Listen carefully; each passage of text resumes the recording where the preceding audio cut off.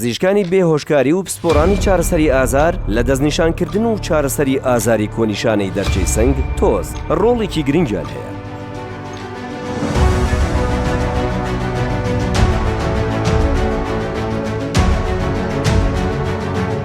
کاتێک نەخۆشێک بە ئازارێکی درێژخایەن و بێزارکەری مل و قۆڵەوە سەردانت دەکات، جاکردنەوەی تۆز لە کێشەکانی تری دەمار ئالەنگاریەکی گەورەیە بۆ پزیشکانی نەشتەرگەری. لێرەدا تەکنیکی دەرزی لەدانی ماسوولکەی سکالین مەسڵز ئینجەکشن دەبێتە کلێلی چارەسەر، نەک تەنها بۆ کەمکردنەوەی ئازار، بەڵکو وەک ئەمڕازێکی زێڕین بۆ پشتڕاستکردنەوەی دەستنیشانکردنی نەخۆشیەکە. بۆ زاڵبوون بەسەر ئەم تەکنیکەدا سێیەمین لووتکەی جیهانی تۆز هەلێکی بێوێنەت پێشکەش دەکات. ڕاستەوخۆ و بە شێوەی نمایشی زیندوو لایڤ دیمۆنستریشن.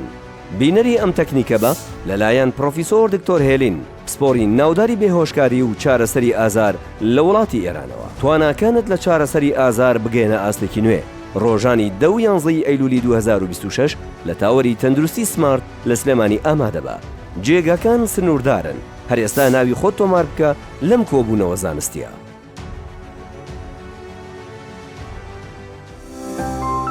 سێهەمین لووتکەی جیهانی کۆنیشانەی دەرچەی سنگ گەورەترین ڕووداوی زانستی ساڵ.